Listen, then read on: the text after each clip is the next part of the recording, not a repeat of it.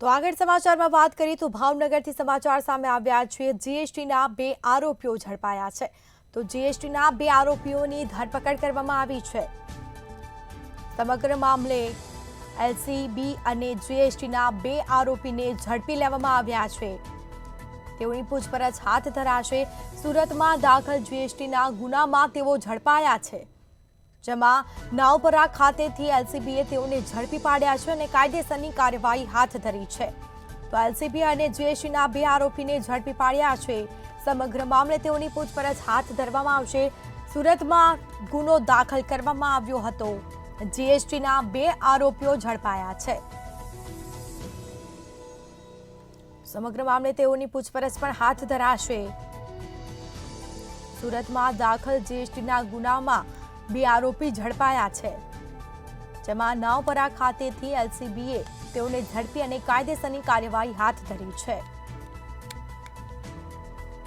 તો એલસીબીએ જીએસટીના 2 આરોપીને ઝડપી પાડ્યા છે। તેઓની પૂછપરછ પણ હાથ ધરાશે।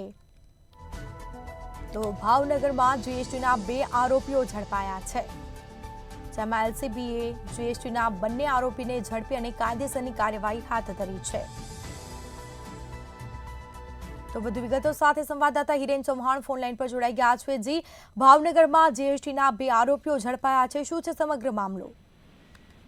જી સ્મિતા, ગઈકાલે ભાવનગર ગંગાજળ પોલીસ સ્ટેશન વિસ્તારની અંદર 2 જીએસટીના આરોપી છે તેની બાતમી મળતા જ એલસીબી પોલીસ દ્વારા બંને શખ્સને ઝડપી લેવામાં આવ્યા હતા। પૂછપરછ દરમિયાન જે કહી શકાય કે સુરત શહેરના ઈચ્છાપુર પોલીસ સ્ટેશનમાં બંને વિરુદ્ધ જીએસટી કૌભાંડનો ગુનો દાખલ કરવામાં આવ્યો છે। અબ્દુલ ગનેજા અને જાવેદ સૈયદ નામના વ્યક્તિએ નકલી ખોટા દસ્તાવેજો બનાવીને જીએસટી કૌભાંડ આચર્યું હતું, જેને લઈને સુરત શહેરના ઈચ્છાપુર પોલીસ સ્ટેશનમાં ગુનો દાખલ થયો હતો।